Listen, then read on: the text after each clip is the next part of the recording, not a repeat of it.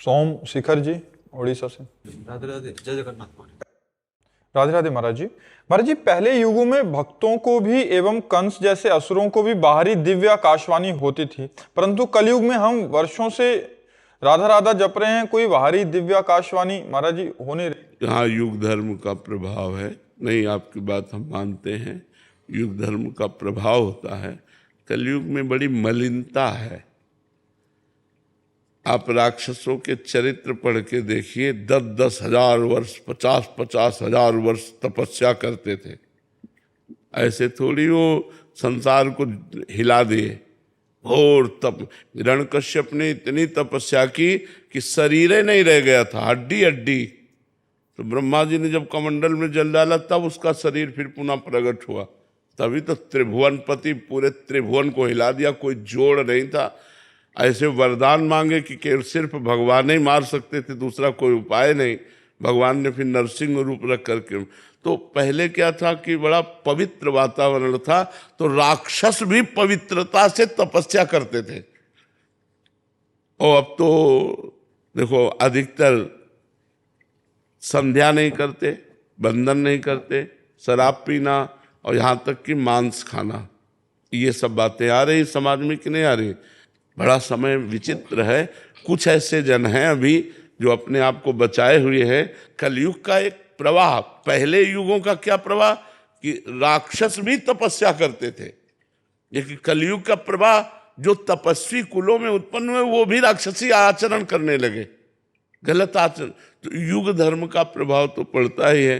तो आकाशवाणी तो दिव्य होती है ना, जब तक दिव्य नहीं होगा तब तक वो दिव्य वाणी को सुन नहीं सकता। दिव्य नेत्र नहीं होंगे तो दिव्य दर्शन नहीं हो सकते। देखो, आज जो बड़े बड़े योगियों में भी नहीं है, वो राक्षसों में होता था। बहुत रूप धारण कर लेना,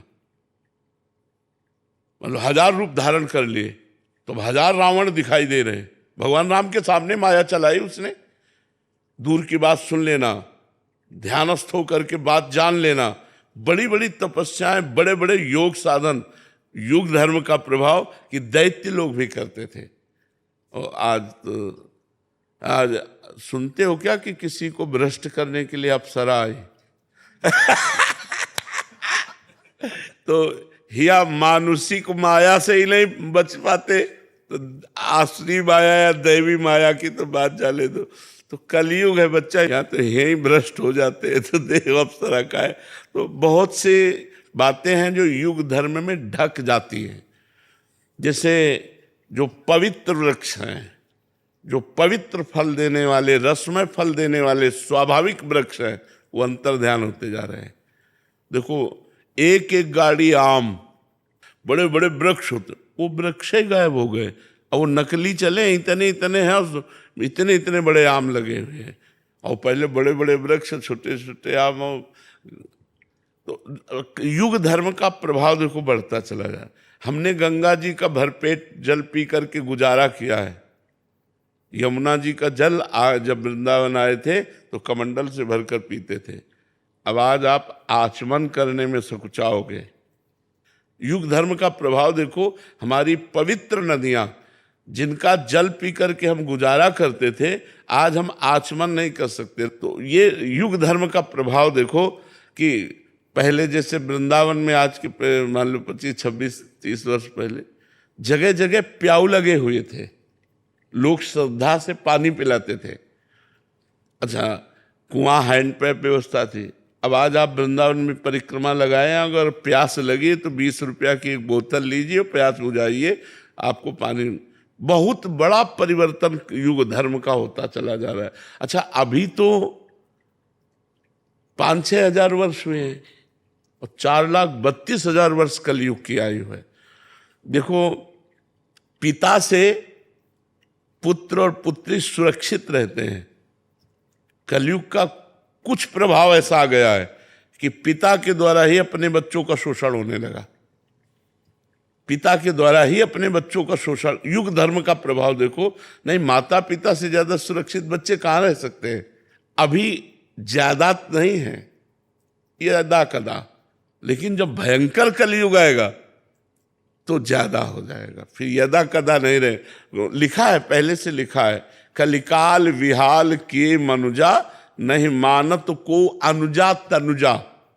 अनुजा माने बहन, तनुजा माने बेटी। बहन बेटी का भेद नहीं रह जाएगा, पशुता, ऐसा समय आएगा।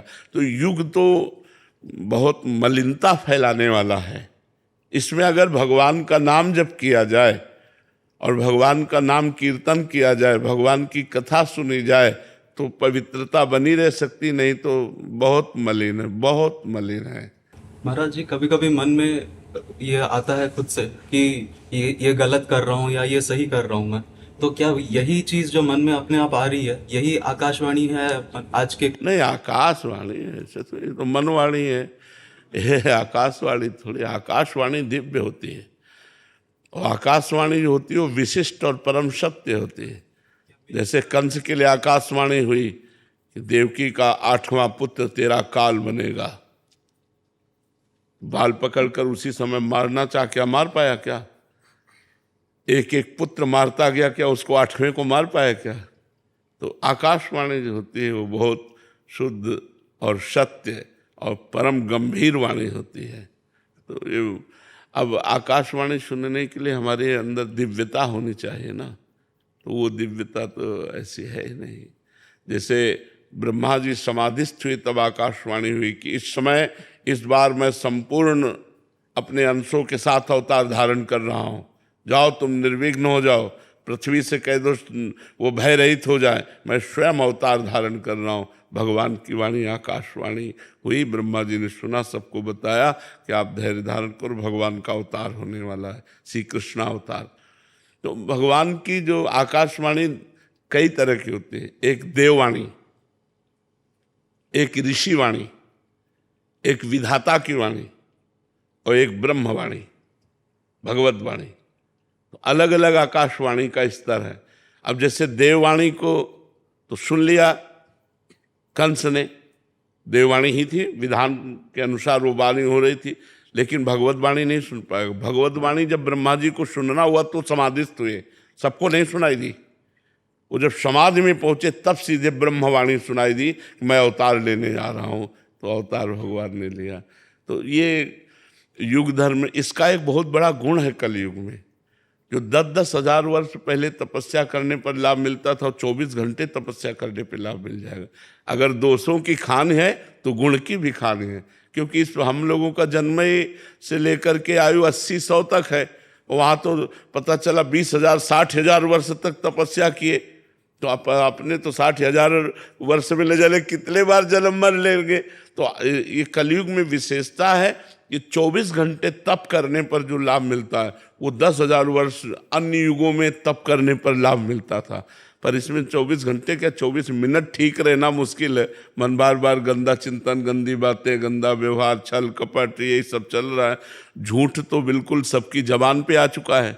देखो कलयुग का प्रभाव, पहले युगों में था कि सत्य के लिए प्राण दे देते थे, प्राण जाए पर वचन न जाए। अगर वचन दे दिया तुमसे तो अपने प्राण भले चले जाए, लेकिन वचन।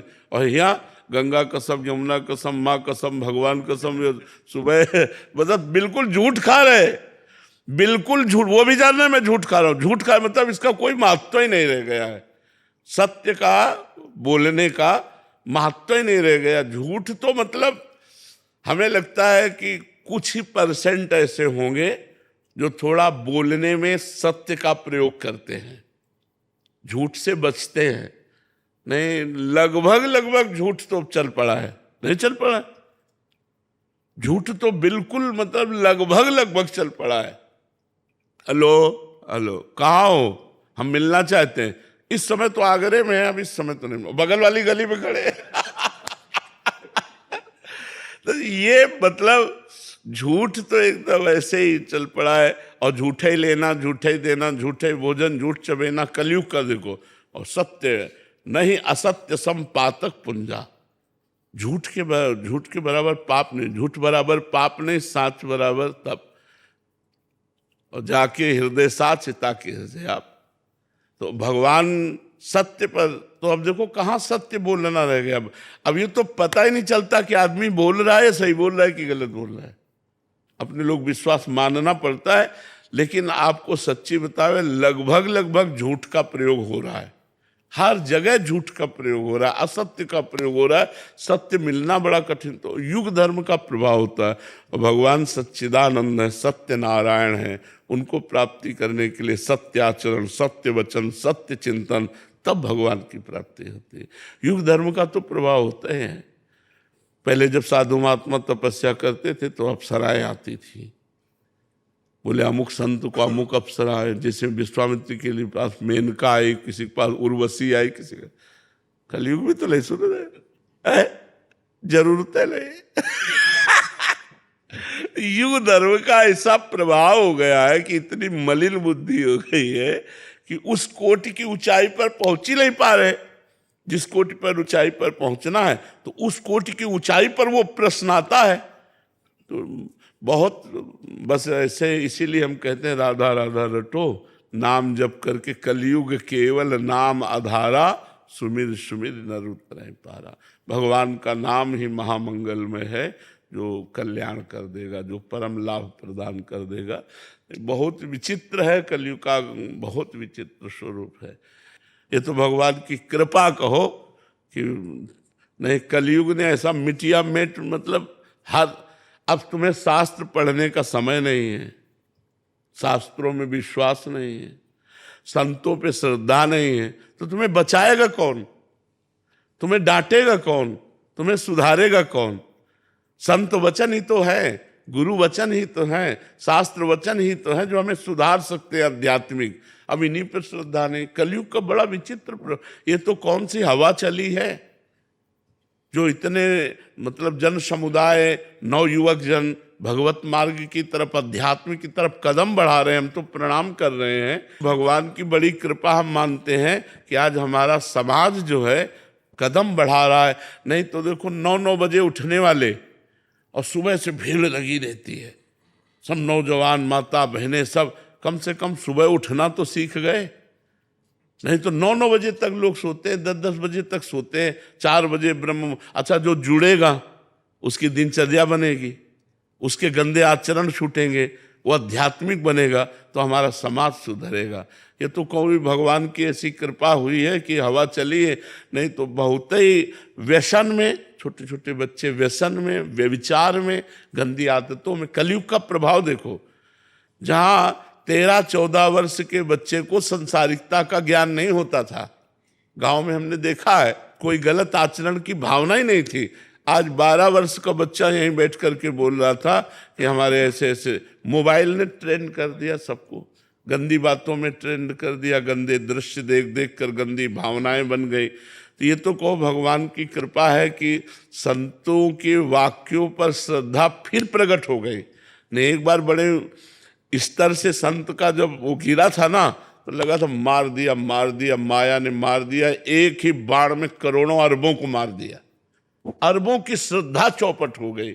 अब संतों पर श्रद्धा न रहे, शास्त्र में श्रद्धा न रहे, तो बताओ फिर कैसे भगवत मार्ग चला जाए? भगवत मार्ग, अध्यात्म मार्ग चलने के लिए तो यही बात है कि संतों पर श्रद्धा हो, शास्त्र पर श्रद्धा हो, तब जाके भगवान पर विश्वास हो। भगवान दिखाई तो देते नहीं, संतों के वाक्य और शास्त्र वाक्यों का आधार लेकर हम भगवत मार्ग में चलते हैं, क्योंकि ना भगवान को देखा है ना भगवान से मिले हैं। तो हम इन संतों और शास्त्रों के वाक्यों पर हम विश्वास करते हैं, तो हम भगवान की प्राप्ति के मार्ग में अग्रसर होते हैं। और भगवान की प्राप्ति के मार्ग में ही गलत आचरण छोड़े जा सकते हैं। संसार में तो मनोरंजन है, संसार में मनोरंजन है, आज इसके, आज ऐसे, आज वैसे, और जब अध्यात्म में चलोगे तो ये पाप है, तो आप डर गए, आप गंदे आचरण छोड़ दिए, अच्छे व्यक्ति बन गए। तो मनुष्य जीवन का लाभ अध्यात्म है, पर कलयुग का प्रभाव बहुत जोर से बढ़ रहा है और वो बढ़ता चला जाएगा। देखो, पहले कोई उत्सव होता था, जैसे गांव के उत्सव हैं, ब्याह हैं, कुछ भी, तो सबके पैर धोए जाते थे, पवित्र आसन पर बैठाल कर पवित्र पत्तल में, और फिर भोजन परोसा जाता था। और माताएं गान कर रही हैं और पंगत पा रहे हैं। आज क्या है? आज भोजन की पद्धति क्या है? अच्छा जो पार्टी है उस देखो, अब वो शराब पिए उसी चम्मच से खा रहा है, उसी हाथ से खा रहा है, और वो जा करके वहां उसी हाथ से, तो सब झूठा होता जा रहा है ना। बुद्धि अपवित्र, देखो कलयुग का प्रभाव कैसा, कैसे पवित्रता से भोजन लिपे पुते स्वच्छ जगह पर पवाया जाता था, हाथ पैर धुलवा करके और सब तिलक लगा कर, कितनी आज पवित्रता कहाँ रह गई। अगर आज ऐसा करने लगे तो उपहास होगा, नहीं गरीब समझते हैं उसको।